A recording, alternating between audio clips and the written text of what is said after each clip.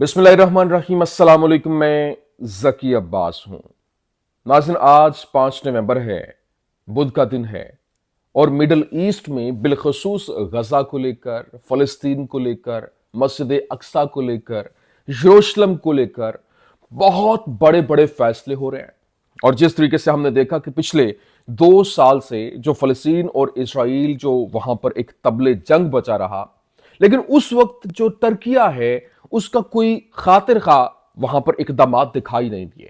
لیکن جو ہی جنگ بندی ہوئی اس کے بعد جو ترکی ہے وہ فل آن فائر دکھائی دے رہا ہے۔ اور ابھی جو ترکیہ کی جانب سے تہلکہ خیز بیان جو ہے وہ دیا گیا، اور اس حوالے سے یوں کہہ لیں کہ ایک ایسا اعلان جس نے یوں کہہ لیں کہ سلطنت عثمانیہ کی دوبارہ زندہ ہونے کی خبر جو ہے اور نوید جو ہے وہ سنا دی ہے، جس کے بعد اب یوں کہہ لیں کہ اسرائیل جو ہے وہ پریشان ہے۔ 10 دن، صرف 10 دن، اور انہوں نے کہا 10 دنوں کے اندر اندر یروشلم جو ہے وہ فتح ہو سکتا ہے، فتح کیا جا سکتا ہے، فتح کیا جائے گا۔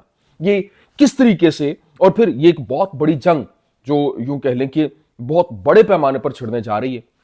یوں کہہ لیں جس طرح سے امریکہ ہے وہ کہتا ہے کہ وہ یہ جنگ نہیں ہونے دے گا، اور وہ ترکیہ کو جو غزہ کے اندر ایک اہم ترین رول بھی دینا چاہتا ہے۔ لیکن اس کے ساتھ ساتھ جو نتن یاہو ہے وہ ماننے سے انکاری ہے۔ وہ نہیں چاہتا کہ ترکیہ دوبارہ سے وہاں پر اس کی فوجیں غزہ کے اندر آئیں۔ لیکن نتن یاہو کی جانب سے جو اس وقت اقدامات کیے جا رہے ہیں، اور یوں کہہ لیں کہ اس اعلان کے بعد نیندیں حرام ہو جانا، پھر امریکہ کو مدد کے لیے پکارنا، یہ ایک بہت بڑی بات ہے۔ اور پھر ابھی جس طریقے سے ایران اور ترکیہ ہے، اور پھر انہوں نے مل کر یہ لڑائی لڑنے کا فیصلہ کیا ہے، اور اس کو یوں کہہ لیں کہ ایک خطرناک جنگ کا آغاز ہوگا اگر اس کے اوپر باقاعدہ طور پر وہ آن بورڈ آتے ہوئے ایک بہت بڑا فیصلہ لیتے ہوئے آگے بڑھتے ہیں۔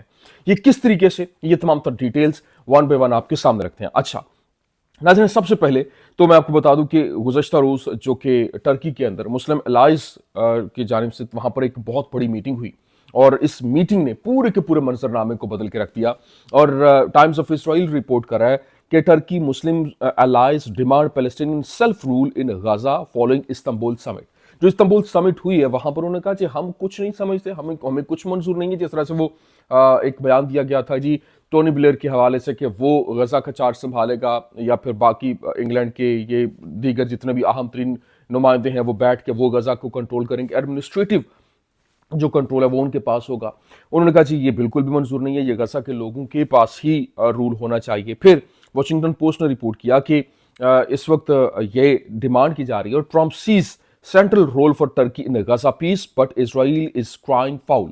انہوں نے کہا کہ اسرائیل تو رو رہا ہے، اور لیکن یہ ہے کہ اب جو غزہ پیس پلان ہے اس میں ٹرکی کا ایک اہم ترین اور سینٹرل رول ہے، ہم اس کو سائڈ لائن نہیں کر سکتے۔ لیکن جو سب سے امپورٹنٹ چیز ہے، ابھی جو طیب اردوان ہے اس کی الائی جو ہیں اس کی جانب سے جو ایک بیان دیا گیا، اس نے تو نیندیں حرام کر کے رکھتی ہیں۔ بیسیکلی ایک آرٹیکل پبلش ہوا، اور یوں کہہ لیں کہ 10 دنوں میں یروشلم کے فتح ہونے کے حوالے سے، اس کے اوپر تسلط جمانے کے حوالے سے، یہ ایک ایسی سٹوری ہے جس نے سب کو ہلا کے رکھ دیا۔ وہ بیسیکلی ہے کیا؟ اسرائیل ہیوم اخبار ہے، اس نے یہ آرٹیکل پبلش کیا۔ اس نے لکھا کہ آپ نے حالیہ دنوں نیو یارک سے وائرل ہونے والا ایک چھوٹا کلپ دیکھا ہوگا، تقریباً 1 دہائی پرانا فوٹیج، جس میں یوگنڈا میں پیدا ہونے والا ایک نوجوان شیعہ مسلمان اور بی ڈی ایس کی حمایت کرنے والا اسرائیل اور صہیونزم کی مذمت کرتے ہوئے پرعزم انداز میں کہتا ہے ہم یہاں اپنے لوگوں کی شبیہ میں ملک گھڑنے آئے ہیں۔ اور اس کلپ میں دکھایا جانے والا شخص زہار ممدانی ہے۔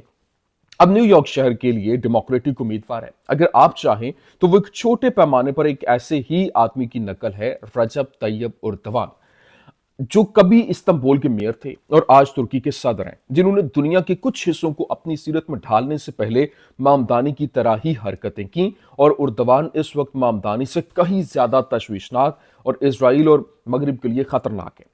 ان کی شخصیت، ان کے اقدامات، ان کے منصوبے، اور سب سے بڑھ کر وہ مذہبی اور نظریاتی مشینری جو ان کی رہنمائی کرتی ہے، یہ سب انتہائی ضروری اور فوری موضوعات ہیں جن کا معائنہ ہونا چاہیے۔ مانا جاتا ہے کہ ٹرکی کے صدر نے بھاری دباؤ ڈال کر اپنے سرپرست حماس دہشت گرد تنظیم پر اثر انداز ہو کر یرغمالیوں کی رہائی میں اہم کردار ادا کیا۔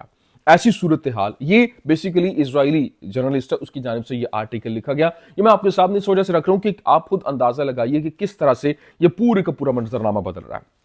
ایسی صورتحال پیدا ہوئی کہ یرغمالیوں کو بچانے کے لیے شیطان کے ساتھ بھی بات کرنی اور سودا کرنا پڑا. مگر اب وقت آ گیا ہے کہ ہم یہ سمجھیں، واضح کریں اور اندر سے قبول کریں کہ حقیقت میں یہ شیطان ہی ہے.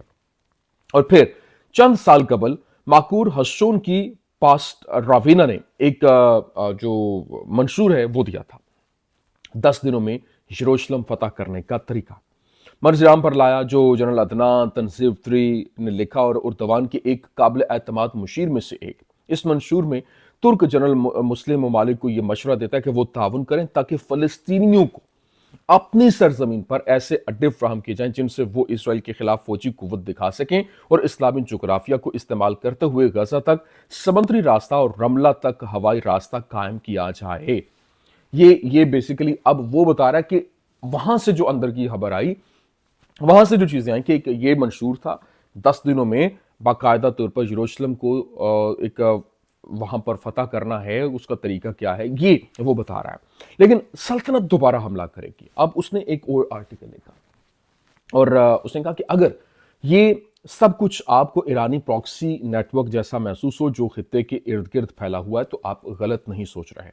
ترکی بھی اب ایک مشابہ پراکسی نظام بنانے کی کوشش کر رہا ہے. وہ پہلے لیبیا اور شام میں فوجی طور پر موجود ہے. اس نے سائپرس میں ڈرون بیس قائم کیا، مصر میں اپنا اثر و رسوخ بڑھانے کی کوشش کر رہا ہے اور اب غزہ میں 13 امدادی تنظیموں جن میں تیکا اور IHH شامل ہیں کے ذریعے فعال ہیں جو حماس کے ساتھ قریبی تعاون کے تحت کام کر رہی ہیں. ان سرگرمیوں کی نگرانی میولوت گولو اولو کر رہے ہیں اور جنہیں حال ہی کے اندر فلسطین میں ترکی کے سفیر کے عہدے پر فائز کیا گیا. یورپ میں اردوان ایک حکمت عملی پر پیرا عمل ہیں جس سے وہ خاموش جہاد کہتے ہیں. وہ مسلمان تارکین وطن سے کہتے ہیں 5 بچے پیدا کرو، 3 نہیں، اور اپنے خاندانوں کے ساتھ بہتر محلوں اور سکولوں میں منتقل ہو جاؤ. جہاں تم رہتے اور کام کرتے ہو وہی اب تمہارا وطن اور نیا ملک ہے. انہیں طاقت سے اپنا بناؤ. لیکن جب بات ہم پر آتی ہے یعنی اسرائیل کے اوپر، یہ جو اسرائیلی ہایوم اخبار ہے اس کے اوپر یہ لکھا ہوا ہے، اس کا آرٹیکل ہے. اس نے کہا کہ اس کا دائرہ اثر محدود ہو جاتا ہے. کئی سالوں سے ترکی وہ ملک رہا ہے جہاں وہ دہشت گرد تنظیم بنا لیے ہوئے ہیں جس نے 7 اکتوبر کو قتل عام کیا. استنبول دراصل غزہ میں برپا جو برائی کے لیے انفراسٹرکچر فراہم کرنے والا مرکز ہے، اور ایسا ملک جو قتل عام کے بعد بھی حماس کے ہیڈ کوارٹرز کو اپنی زمین پر پناہ دیتا اور جہاں سے اسرائیل کے خلاف حملوں کی منصوبہ بندی جاری ہے، اسے کسی بھی کردار کا موقع دینا اخلاقی بگاڑ ہے اور اس سے کوئی فرق نہیں پڑتا کہ اسے امریکی صدر بائیڈن نے ممکن بنایا یا ٹرمپ نے. آخرکار حماس اور اس کے حامی اسلام کے ساتھ بقائے باہمی پر نہیں بلکہ ایک ایسے واحد راستے نظام پر یقین رکھتے ہیں جہاں محمد صلی اللہ علیہ وآلہ وسلم کا دین ہر چیز پر غالب ہو. اور پھر اس نے آگے جا کے یہ بھی بتایا کہ اخوان المسلمون جو کہ ایک سسٹر سٹیز، مطلب ان کو یہ نعرہ لگاتے ہیں کہ کل دمشق کی اموی مسجد اور پرسوں مسجد اقصیٰ، تو اس کا مقصد وہی ہے جو انہوں نے 5 سال پہلے آیا صوفیہ کو دوبارہ مسجد میں تبدیل کیا اور جو انہوں نے دمشق کی اموی مسجد میں کیا جب ترک وزیر خارجہ شامی باغیوں کے ساتھ وہاں نماز ادا کرنے گئے، گو وہ پرانے علاقے واپس لے رہے ہوں. اور اسی طرز فکر کے تحت شامی حکومت کا گولان کی واپسی کا مطالبہ بھی سامنے آتا ہے. جب وزیر اعظم نتن یاہو نے ترکی کی ڈیلیوری ایڈریس لسٹ کا ذکر کیا تو اردوان نے فوراً واضح کیا ہم اس خطے کے 1000 سال سے حکمران ہیں اور آخری وقت تک رہیں گے. یروشلم ہمارا شہر ہے. ترک حکومت یروشلم میں اربوں ڈالر لگا رہی ہے. دعویٰ کے ذریعے، روایتی طریقوں کے ذریعے، مختلف ثقافتی مذہبی اور امدادی اداروں کے ذریعے. مثلا اگر اصلاح الدین جو اسٹریٹ ہے اس پر کسی عمارت کا ٹیکس واجب الادا ہو تو ٹیکا تنظیم وہ قرضہ ادا کر دیتی ہے. اور اگر کچھ ہی عرصے بعد وہاں ایک ترک ثقافتی مرکز یونس کے نام سے قائم ہو جاتا ہے. لیکن یہ صرف پیسہ نہیں ہے. آج ترکی یہود دشمنی اور اسرائیل مخالف نفرت کا بڑا مرکز بن چکا ہے. سڑکوں پر نتن یاہو کے پتلے جو ہیں وہ لہرائے جا رہے ہیں، اسرائیلی پرچموں کی توہین کی جاتی ہے اور اردوان بار بار اسرائیل کو جو ہے وہ جرمنی اور جرمن ہٹلر کے ساتھ تشبیہ دیتا ہے اور الزامات لگاتا ہے. ترکی کی حکومت اور صدر اب بھی حماس جیسے دہشت گرد گروہ کو پناہ اور سہولت فراہم کرتے ہیں جو وہاں سے یہودیوں اور اسرائیلیوں کے خلاف حملے کرتے ہیں اور ان کی یہ سرگرمیاں ابھی تک نہیں رکی ہیں. تو یہ میں نے پورے کا پورا ایک آرٹیکل جس طرح سے उनके अंदर एक खौफ व हिरास पाया जा रहा है और दोबारा से वो एक सराहियत करते हुए उनके असाब के ऊपर सवार दिखाई देते हैं। ये उसकी तमाम तर डिटेल्स मैंने आपके सामने रखी हैं और ये इसी तरह से जो ईरान को अपने साथ एंगेज करते हुए टर्की ईरान एक पेज पर आते हुए एक बड़े पैमाने के ऊपर एक स्ट्राइक करने की तैयारी कर रहे हैं और ये अगर ऐसा होता तो ये बड़े पैमाने पर बहुत बड़ी जो है वो एक बहुत बड़ा जो कह लेंगे तबले जंग होगा, क्योंकि उसके बाद मंजरनामा पूरे का पूरा तब्दील हो जाएगा। अमेरिका बार बार ये कह रहा है कि वो कभी भी जो इसराइल और तुर्की को आमने सामने नहीं आने देंगे। हाँ, पोस्ट वॉर जो अभी वहाँ पर मामला चल रहे हैं, अगर ये बगैर आफियत हो जाते हैं तो उसके बाद एक बहुत बड़ी डील जो टर्की और इसराइल के दरमियान होगी, जिसको लेकर बाकायदा तौर पर जो इस वक्त उनके टर्की के जो तैयब उर्दवान के अहम तरीन इत्तेहादी हैं, नेशनलिस्ट मूवमेंट पार्टी के चेयरमैन हैं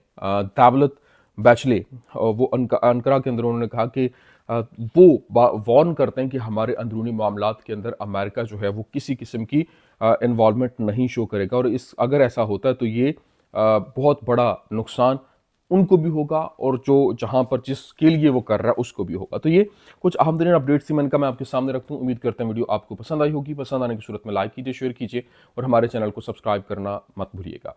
शुक्रिया।